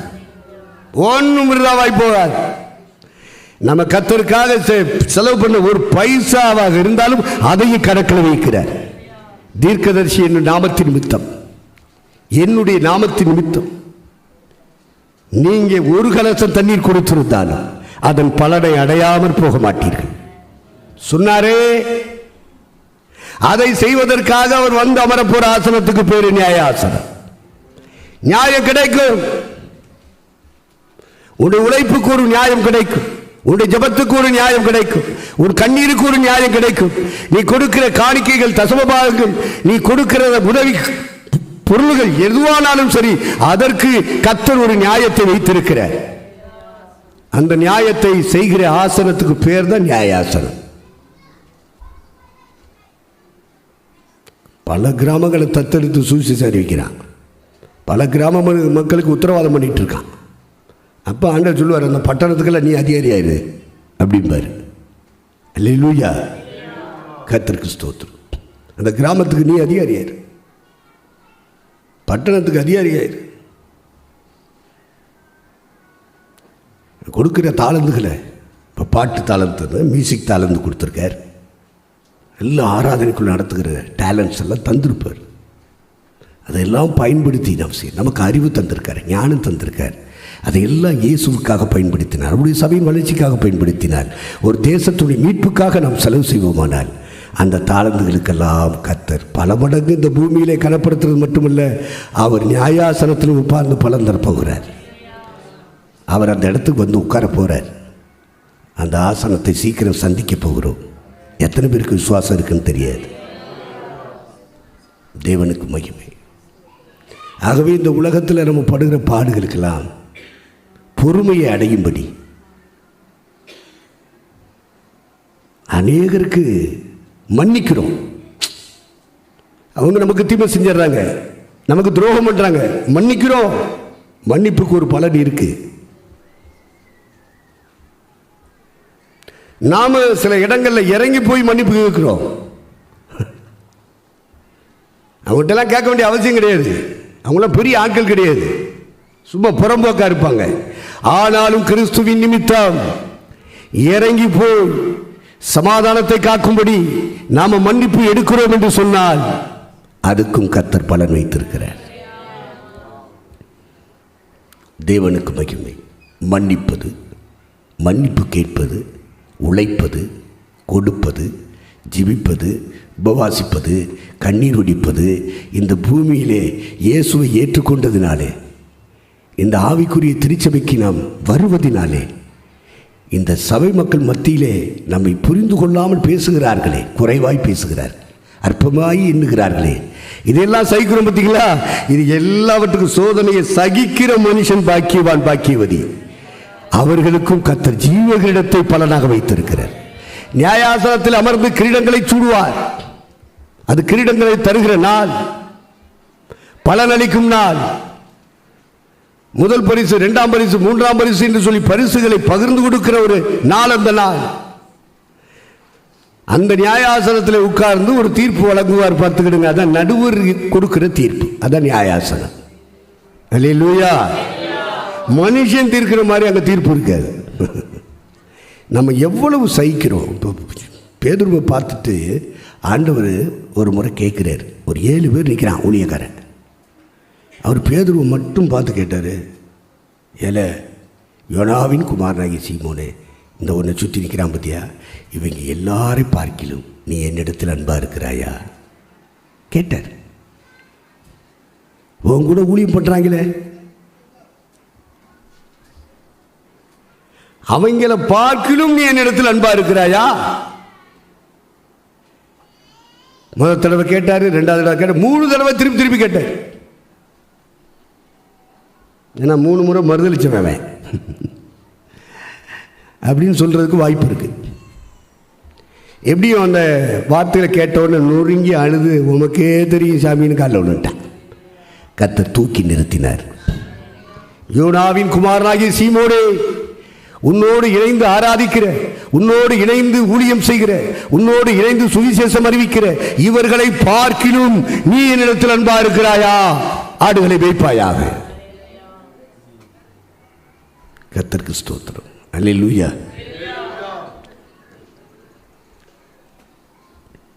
மந்தை மேய்க்கிறவர்களுக்கு மகிமையின் கிரீடம், சோதனைகளை சகிக்கிறவர்களுக்கு ஜீவ கிரீடம்.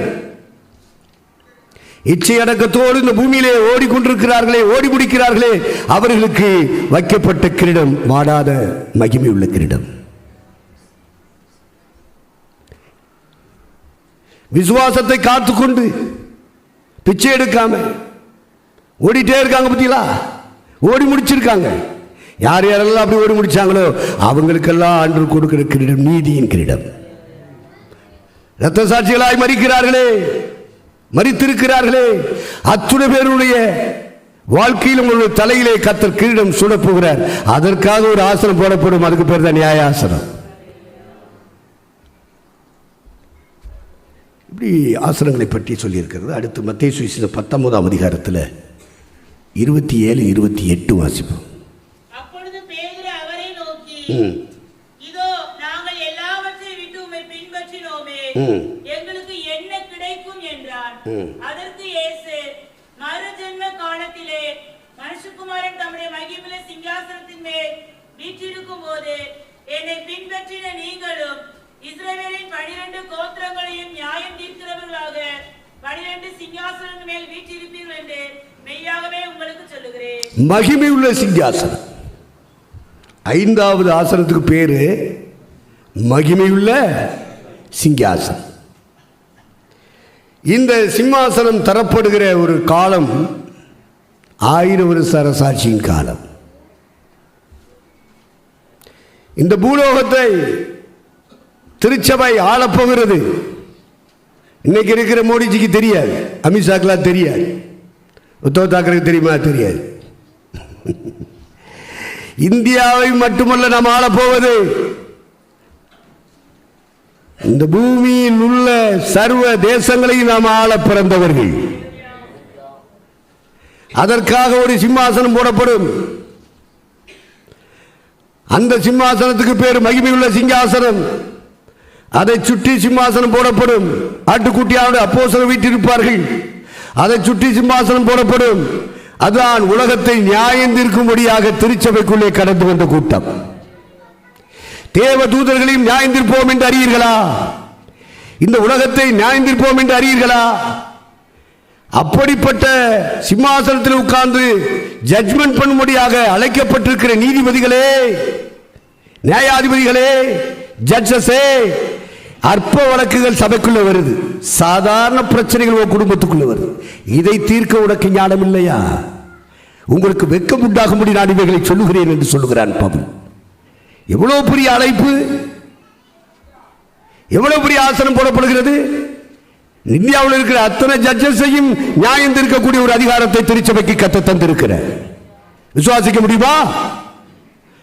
அத்தனை மந்திரிமார்களையும் அத்தனை ஆட்சியாளர்களையும் நியாயம் தீர்க்கக்கூடிய ஒரு அனாயிண்டிங் மேல இருக்கு.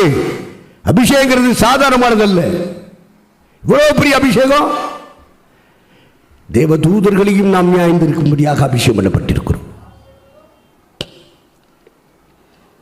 சர்வதேச மனித சமுதாயத்தை நியாயம் தீர்க்கும் ஒரு அதிகாரத்தோடு மகிமை உள்ள சிங்காசனத்தில் உட்காரும்படி நாம் அபிஷேகம் பண்ணப்பட்டிருக்கிறோம். விசுவாசிக்க முடியுதாயா? நம்ப முடியுதா? என்னமோ ஐயா பிரச்சகம் பண்றார், என்னமோ பைபிளில் எழுதியிருக்கு, மூதேவி செத்து நரகத்துக்கு தான் போவேன். விசுவாசிக்கிறவன் பயப்படான், விசுவாசிக்கிறவன் கலங்கான், விசுவாசிக்கிறவன் உயர்ந்த அடைக்கலத்தில் வைக்கப்படுவான். விசுவாசிக்கிறவன் அசையாமல் நிலைத்திருக்கும் சீயோன் பர்வதத்தை போல் அவன் உறுதியாயிருப்பான். கர்த்தருக்கு ஸ்தோத்திரம். மகிமையுள்ள சிங்காசனம் 5 ஆண்டு காலம் 10 ஆண்டு காலத்தில் இவங்க ஆட்சியெல்லாம் முடிவுக்கு வந்துடும். நம்முடைய ஆட்சி காலம் 1000 ஆண்டு இறைவன் எழுதி வைத்துட்டார், மாறாது. 1000 ஆண்டு காலம் இந்தியாவை மட்டுமல்ல சர்வதேசத்தையும் ஆளப் போகிறோம். அதில் உட்காரும்படியாக முதல் சிங்காசனம் மகிமையுள்ள சிங்காசனம், அதை சுற்றி ஒரு சிங்காசனம் போடப்படும். அதிலே நீங்களும் நானும் உட்கார போறோம். ஆண்டவர் உட்கார வைக்க போறார். உன்னால நம்ப முடியுதா? அந்த தரிசனம்லாம் கிடையாது. அபிரகாமை போல விசுவாச உடையவர்கள் தான் தூரத்திலே கண்டு நம்பி அடைத்துக் கொண்டு பூமியிலே தங்களை அந்நியரும் பரதேசியும் என்று அறிக்கையிட்டு விசுவாசத்தோடு இந்த உலக ஓட்டத்தை ஓடி முடிக்கிறார்கள். மற்றதெல்லாம் விசுவாசம் இல்லாத மாறுபாடு உள்ள சந்ததி. எது வரைக்கும் உன்னோட இருப்பேன்னு சொல்லிட்டு அவர் வருத்தத்தோடு போயிடுவார். தோத்திரம் விசுவாசிக்கணும். கர்த்தர் இப்படிப்பட்ட பாக்கியத்துக்காகவா என்னை ரட்சித்திருக்கிறார், என்னை ஸ்நானப்படுத்தினார், என்னை பரிசுத்தாவினாலே அபிஷேகம் பண்ணினார், அவருடைய சபையிலே கொண்டு வந்து எனக்கு இணைத்து வைத்தார், எவ்வளோ பெரிய கிருபை என்று சொல்லி நம்புகிறதுக்கு ஏதுவில்லாதிருந்தும் நம்பிக்கையோடு விசுவாசித்து தேவனை மகிமைப்படுத்தி விசுவாசத்தில் வல்லவனான நிலையிலேப்பட்டிருக்கிறது.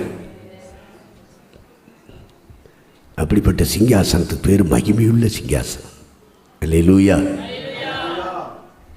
ஆண்டவருக்கு மகிமை உண்டாகட்டும். இந்த சிங்காசனத்தில் உட்கார போகிற முதலாவது கிறிஸ்து, 2வது திருச்சபை, 3வது அந்தி கிறிஸ்துவின் ஆட்சியிலே இரத்த சாட்சிகளாய் மரிக்கிற கூட்டம். அடுத்த இடத்திலே 2 சாட்சிகள் அப்படின்னு நீங்கள் படிச்சிருப்பீங்க. வெளிப்படுத்தல் 20 இரத்த சாட்சிகளின் கூட்டம், வெளிப்படுத்தல் 11 2 சாட்சிகள். வெளிப்படுத்தனுடைய 9ஆம் அதிகாரத்தின் இறுதியிலும் 20ஆம் அதிகாரத்தில் 4ஆம் வசனம் 6ஆம் வசனம் முடிய நீங்கள் வாசிப்பீர்கள் என்று சொன்னார். அங்கே ஒரு கூட்டம் அர்மகதோன் யுத்தத்துக்கு முன்பாக என் ஆண்டவராகிய இயேசு கிறிஸ்துவின் பகிரங்க வருகை நாளிலே ஒரு கூட்ட மக்கள் உயிர் தெழுவார்கள். அதற்கு முன்பு 2 சாட்சிகள் இந்த உலகத்திலே ஊழியத்தை முடித்து மரித்து எழுப்பப்படுவார்கள். அதற்கு முன்பு அந்தி கிறிஸ்துவினுடைய ஆட்சியின் நடுப்பகுதி, அதிலே ஒரு கூட்டம் இரத்த சாட்சிகளாய் மரித்து உயிரோடு எழுப்பப்படுவார்கள். அதற்கு முன்பு அந்தி கிறிஸ்துவினுடைய ஆட்சிக்கு முன்பு கர்த்தர் தாமே ஆரவாரத்தோடும் பிரதான தூதருடைய சத்தத்தோடும் தேவ எக்காலத்தோடு வானத்திலிருந்து இறங்கி வருவார். கிறிஸ்துவுக்குள் மரித்தவர்கள் முதலாவது என்று பிறப்பார்கள். பின்பு உயிரோடு இருக்கும் நாம் எல்லாம் பரிசுத்தாவினாலே இமைப்பொழுதிலே கண் மூடி கண் திறப்பதற்குள் மறுரூபமாக்கப்பட்டு ஆவியானவராலே எடுத்துக் கொள்ளப்பட்டு இவ்விதமாய் கர்த்தரை சந்திக்க போகிறோம். அங்கே ஒரு உயிர்த்தெழுதலின் கூட்டம்.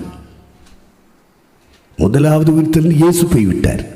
2வது சபையிலே வந்தவர்கள் மரித்து அடக்கம் பண்ணப்பட்டிருக்கிறார்கள். இயேசு கிறிஸ்துவினுடைய ரகசிய வருகையிலே அவர்கள் எழும்பி பறப்பார்கள், உயிரோடு இருக்கிறவர்கள் மர்வமாகி பறப்பார்கள். இது 2வது. 3வது இரத்த சாட்சிகளாக அந்தி கிறிஸ்துவினுடைய ஆட்சியிலே 666 முத்திரை குத்தாதவர்கள், அவருடைய நாமத்தையும் அவருடைய லக்கத்தையும் தெரியாதவர்கள், அவன் கொடுக்கிற ஆதார் கார்டு வேண்டாம், நாங்கள் பசி பட்டினியிலே மரித்தாலும் பரவாயில்லை, அவர்களுக்கு செய்து நிறுத்தி இருக்கிற சிலைகளை வழிபடுவது கிடையாது என்று சொல்லி பசியிலும் பட்டினியிலும் வனாந்தரத்திலும் காடுகளிலும் திரிந்து குடும்ப வாழ்க்கையை விட நமக்கு நித்திய ஜீவன் பெரியது என்று மரிக்கிறார்களே இரத்த சாட்சிகளாக. கண்டுபிடிக்கப்பட்டு அரசாங்கத்தினால் சுட்டுக் கொல்லப்படுகிறார்களே அந்த இரத்த சாட்சிகளின் கூட்டம். அந்தி கிறிஸ்துவினுடைய ஆட்சியின் 7 ஆண்டு கால ஆட்சியின் நடுப்பகுதி 3.5 ஆண்டு கால இறுதியிலே, பிந்தின 3.5 ஆண்டு காலத்திலே இறுதி பகுதிக்கு முன்பாக இஸ்ரவேலர்களின் மத்தியிலே 2 சாட்சிகள் அற்புதமான ஊழியங்களை நிறைவேற்றி அவர்களும் சுட்டுக் கொல்லப்பட்டு மரிப்பார்கள், அவர்கள் உயிர் தெழுவார்கள். அதற்கு அடுத்தபடியாக எடுத்துக்கொள்ளப்பட்ட திருச்சபை மக்களும் இரத்த சாட்சிகளாக மரித்த பரிசுத்தவான்களும், இந்த 2 சாட்சிகளும் ஒரு பெரிய கூட்டம், அவர்கள் பகிரங்கமாக எருசலேமுக்கு கிழக்கே இருக்கிற ஒலிவமலையில் வந்து இறங்குவார்கள். அப்பொழுது ஒரு கூட்டம் வந்து இணைந்து கொள்ளும். இவர்கள் எல்லாரும் உயிர்ப்பிக்கப்பட்டு கிறிஸ்துவோடு கூட ஆசாரியராய் ராஜாக்களாக இருந்து 1000 வருஷம் அரசாளுவார்கள். இவர்களுக்கு தான் மகிமையுள்ள சிங்காசனம். சர்வதேசத்தை ஆள பிறந்தவர்கள் அவர்கள். மகிமையுள்ள சிங்காசனத்தில் முதல்வராய் தலைவராய் வீற்றிருக்கிற இயேசு கிறிஸ்துவோடு இணைந்து இந்த உலகத்தை நியாயம் தீர்த்து ஆளுகை செய்ய போகிறவர்கள். இதுதான் மகிமையுள்ள சிங்காசனம். அடுத்த ஆசனம் தான் 20ஆம் அதிகாரம் 11ஆம் வசனம், வெளிப்படுத்த விசேஷம். பின்பு நான் பெரிய வெள்ளை சிங்காசனத்தையும் அதன் மேல் வீற்றிருக்கிறவரையும் கண்டேன். அவருடைய சமூகத்திலிருந்து பூமியும் வானமும் அகன்று போயின, அவைகளுக்கு இடம் காணப்படவில்லை. பெரிய வெள்ளை சிம்மாசனத்திலே ஆண்டவர் இயேசு உட்காரும் பொழுது நியாயம் தீர்க்கிறவராக, சர்வதேசத்தை நியாயம் தீர்க்கிற நியாயாதிபதியாக அவர் அதில் உட்காருவார். அதில் பட்சபாதத்துக்கு இறக்கத்துக்குலாம் இடம் கிடையாது. சட்டம் தான் பேச போகுது. சட்டத்தின்படி தீர்ப்பு, சத்தியத்தின்படி தீர்ப்பு, யதார்த்தத்தின்படி தீர்ப்பு, அண்ட சராசரங்களை படைத்த அகிலாண்டத்தையும் படைத்த இறைவனுடைய தீர்ப்பு, நித்திய நியாய தீர்ப்பு, கடைசி தீர்ப்பு. ஒட்டுமொத்த மனித சமுதாயமும் எழுப்பப்பட போகிற நாள், அவர் வெள்ளை சிம்மாசனத்தில் உட்கார்ந்திருக்கும் நாள். அப்பொழுது எழுப்பப்படுகிற கூட்டம் இருக்கிறதே, அப்பொழுது எழுப்பப்படுகிற கூட்டம் பாதாளத்திலிருந்து ஒரு கூட்டம் எழுப்பப்படும். மரணம் என்று சொல்லப்படுகிற இடத்திலிருந்து ஒரு கூட்டம் எழுப்பப்படும். சமுத்திரம் என்று சொல்லப்படுகிற ஒரு எல்லையில் இருந்து எழுப்பப்படும். சமுத்திரம் என்றால் இந்த கடல் அல்ல. இந்த பூமியிலே ஆதாமில் இருந்து அந்த வெள்ளை சிம்மாசனத்தில் இரட்சகர் இயேசு நியாயாதிபதியாய் உட்காரும் நாள் வரைக்கும் இந்த உலகத்திலே பிறந்து வளர்ந்து மரித்தவர்கள் இருக்கிறார்களே, ஆண்டவரை விட்டு விலகினவர்களாக இருக்கிறார்களே, மெய் தெய்வத்தை தேடாமல் சிலைகளுக்குள்ளே இறைவன் இருக்கிறார் என்று நம்பிக்கை வைத்து ஓடி முடிக்கிறார்களே, அவர்கள் அத்துணை பேரும் போய் பங்கெடுக்கிற இடம்தான் மரணம், பாதாளம், சமுத்திரம் என்று நம்முடைய வேதம் கற்றுத்தருகிறது. மரணம் தன்னில் மரித்தோரை ஒப்புவித்தது, பாதாளம் தங்களில் மரித்தோரை ஒப்புவித்தது, சமுத்திரம் தங்களில் மரித்தோரை ஒப்புவித்தது. இப்படி மரித்து போன கூட்டமெல்லாம் சிறியோரும் பெரியோருமாக எழுப்பப்பட்டு இறைவன் இயேசுவுக்கு முன்பாக உட்காருவார்கள், நிற்பார்கள். அப்பொழுது அவர் உட்கார்ந்திருக்கிற ஆசனத்துக்கு பேர் தான் வெள்ளை சிங்காசனம். அங்க மோடிஜி வந்து நிற்பார், அமித்ஷா வந்து நிற்பார். இன்னைக்கு ஜட்ஜஸ் சொல்றாங்க இல்லையா, உயர் நீதிமன்றம், உச்ச நீதிமன்றம், உலக நீதிமன்றங்கள், அத்தனை ஜட்ஜஸ் இப்படி வந்து நிற்பான். இன்னைக்கு கிறிஸ்தவர்கள் எல்லாம் அடிக்கிறோம், உடுக்கிறோம், ஒரே நாடு, ஒரே ரேஷன் கார்டு, நாங்க பெருசா இந்தியாவை, நாங்க பெரிய இந்தியா, புதிய இந்தியா, இன்னெல்லாம் சொல்றானுங்க. இல்ல, எல்லா பயிலும் கை கட்டி நிற்கிற ஒரு நாளை தேவன் நியமித்திருக்கிறார். நாங்கள் ஆராதிக்கிற எங்கள் தெய்வம் உங்களை நியாயம் தீர்க்கும்படியாக ஒரு ஆசனம் போட்டு உட்காருவார். அது வெள்ளை சிம்மாசனம் என்று எங்கள் கரங்கள் இருக்கிற வேதம் தெளிவாய் பேசிக் கொண்டிருக்கிறது. என்ன இவங்க எல்லாம் ஜட்ஜஸ் பண்ணிட்டு இருக்கான்? ஊர்ல சேர்க்க சரிங்கிறா, விபச்சாரம் சரிங்கிறா, ஒரே நாடு ஒரே இந்தியான்னு சொல்லிட்டு சிறுபான்மை மக்களை நெருக்கிறான், ஒடுக்கிறான். எளியவர்களை ஒடுக்கிறவர்களுக்கு கர்த்தர் ஒரு நியாய தீர்ப்பை வைத்திருக்கிறார். நாள் வந்து கொண்டிருக்கிறது. அதை நியாயம் தீர்க்கிறவர் இயேசு கிறிஸ்து தான் என்பதை நிரூபிக்கும்படியாக அவர் மரித்தோரில் இருந்து எழுப்பினதினாலே அதன் நிச்சயத்தை எல்லாருக்கும் வழங்கப்பட்டிருக்கிறார். எல்லா மத தலைவரும் செத்து மண்ணோடு மண்ணா போயிட்டான். எல்லா அரசியல் தலைவரும் செத்து மண்ணோடு மண்ணா போயிட்டான். தேச தலைவர்கள் செத்து மண்ணோடு மண்ணா போயிட்டான். ஒரே ஒருத்தர் தான் சர்வதேசத்திலும் பிறந்து வளர்ந்த மனித சமுதாயத்திலே ஒரே ஒருவர் மட்டும்தான் மரித்தார், அடக்கம் பண்ணினார்கள், மண்ணோடு மண்ணாக போகவில்லை. பாதாளத்தையும் மரணத்தையும் கிழித்துக் கொண்டு உயிரோடு எழுந்து வெட்டி சிறந்தார். அவர் தான் வெள்ளை சிங்காசனத்தில் உட்கார போறார். இந்தியாவில் உள்ளவனை அவனை நியாயம் தீர்க்க போறார். ஆஸ்திரேலியாவில் உள்ளவன், அமெரிக்காவில், வட அமெரிக்கா, தென் அமெரிக்கா, வட ஆப்பிரிக்கா, தென் ஆப்பிரிக்கா, ஐரோப்பா, ஆஸ்திரேலியா, ஆசியா, கிழக்காசியா, மத்திய ஆசியா, தெற்காசியா, இந்த சர்வதேச பூமியில் உள்ள அத்தனை பேரையும் நியாயம் தீர்க்கும்படியாக என் ஆண்டவர் இயேசு சிம்மாசனத்தில் உட்கார போகிறார். காரணம், அவர்தான் மரித்தோரில் இருந்து உயிரோடு எழுந்தவர். வேற எவனுக்கு அந்த அதிகாரம் இருக்கு? எல்லா பயிலும் கை கட்டி நிற்கிற நாள், எல்லா நீதிபதிகளும் கை கட்டி நிற்கிற நாள், ஒரு நாள் இருக்கிறது. அந்த நாளிலே எங்கள் ஆண்டவர் இயேசுவின் அருகிலே நாங்கள் நிற்க போகிறோம். இன்றைக்கு நீ வேடிக்கை காட்டுற, வருது பொன்னாடி புரட்டாசி பின்னாடி வருதுலே எல்லாம் எடிட் பண்ணிடு. நாங்கள் நின்று நியாயம் தீர்க்க போறோம். அந்த கண்கொள்ளா காட்சி எங்கள் கண்கள் காண போகிறது. அந்நிய கண்கள் அல்ல, எங்கள் சொந்த கண்களாலே அதை நாங்கள் காண போகிறோம். இந்த நம்பிக்கையினாலே நாங்கள் தாராளமாய் பேசுகிறோம். இந்த ஊழியத்தை உடையவர்களாகி நாங்கள் சோர்ந்து போகிறதில்லை. அல்லேலூயா. கர்த்தருக்கு மகிமை உண்டாகட்டும். ஸ்தோத்திரம். கடைசியாக ஒரு சிங்காசனம். நேரம் கடந்து போனதுனால முடிக்கிறேன். வெளிப்படுத்தின விசேஷம் 22:1. பின்பு பளிங்கை போல் தெளிவான ஜீவ தண்ணீர் உள்ள சுத்தமான நதி தேவனும் ஆட்டுக்குட்டியானவரும் இருக்கிற சிங்காசனத்திலிருந்து புறப்பட்டு வருகிறதை எனக்கு காண்பித்தார். சரி, கர்த்தருக்கு ஸ்தோத்திரம். தேவனும் ஆட்டுக்குட்டியானவரும் இருக்கிற சிங்காசனம். இதுதான் பிந்தின நித்திய சிங்காசனம். முதலாவது நாம் வாசித்தோம், அது முந்தின நித்திய சிங்காசனம். இப்பொழுது இந்த ஆசனத்துக்கு பேரு பிந்தின நித்திய சிங்காசனம். அதிலே பிதா இருக்கிறார், ஆட்டுக்குட்டியானவர் இருக்கிறார். அது மட்டுமல்ல, அவரோடு இணைந்து ஒரு கூட்டம் இருக்க போகிறது. அதைத்தான் யோவான் பதிவு செய்தால் 3ஆம் அதிகாரம் 21வது வசனத்திலே வாசிப்போம்.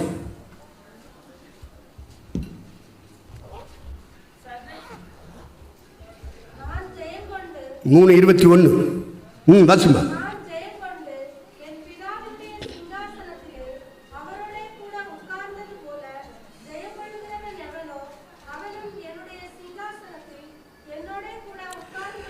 அப்ப பிதா உட்கார்ந்திருப்பது, அடுத்து அமர்ந்திருக்கிறது ஆட்டுக்குட்டியானவர். அவர் சொல்ற, நான் என் பிதாவின் சிங்காசனத்தில் உட்கார்ந்திருப்பது போல ஜெயம் கொள்ளுகிற கூட்டம். சர்வதேச திருச்சபையிலே எந்த கூட்டம் ஜெயம் பெற்ற கூட்டமாய் விளங்குகிறதோ, கண்களின் நிச்சயை, மாம்சத்தின் நிச்சயை, ஜீவனத்தின் பெருமையை, உலகத்தை, மாமிசத்தை, பிசாசை, சுயத்தை, எந்த கூட்டம் ஜெயிக்கிறதோ, போராடி போராடி போராடி ஜெயித்து வருகிறதோ, அந்த கூட்டத்தை பார்த்து சொல்லுகிறார், ஜெயம் கொண்டவன் எவனோ, நான் ஜெயம் கொண்டு பிதாவினுடைய சிம்மாசனத்தில் அமர்ந்திருப்பது போல் ஜெயம் கொள்ளுகிறவன் எவனோ அவனும் என்னோடு கூட என் சிங்காசனத்தில் உட்காரும்படி அருள் செய்வேன். கர்த்தர் அப்படிப்பட்ட ஒரு வாக்குத்தத்தத்தை கொடுத்து அவர் அமர்ந்திருக்க போகிறார். அந்த ஆசனத்துக்கு பேர் தான் பிந்தின நித்திய சிங்காசனம். பிதாவும் குமாரனும் ஆட்டுக்குட்டியானவர் அமர்ந்திருக்கிற சிம்மாசனம். அல்லேலூயா. அதே சிம்மாசனத்தில் வெற்றி பெற்றவர்களை உட்கார வைக்க போகிறார். அந்த கூட்டத்தில் நீங்கள் நான் இருக்கிறோம். முழங்கால் பண்ணிடுவோம், ஜெபம் பண்ணுவோம். கர்த்தர் நம்மை தகுதிப்படுத்தட்டும், ஆயத்தப்படுத்தட்டும். அதை செய்வதற்குத்தான் பரிசுத்த ஆவியானவர் நம்ம மேலே இறங்குகிறார். நம்மை ஆயத்தப்படுத்தவும் தகுதிப்படுத்தவும் தான் நமக்கு மேல ஒரு அபிஷேகத்தை கர்த்தர் ஊற்றுகிறார்.